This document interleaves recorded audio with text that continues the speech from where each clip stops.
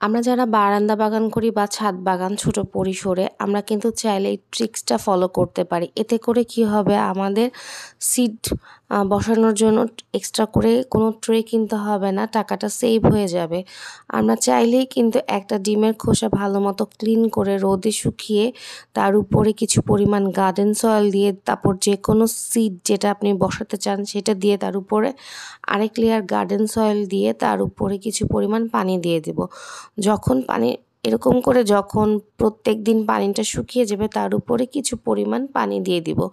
তারপর যখন চারাটা বীজ থেকে চারা তৈরি হয়ে যাবে তখন আমরা চাইলেই কিন্তু আমাদের মাটি যে তৈরি করা থাকবে সেই টবে বসিয়ে দিতে পারবো।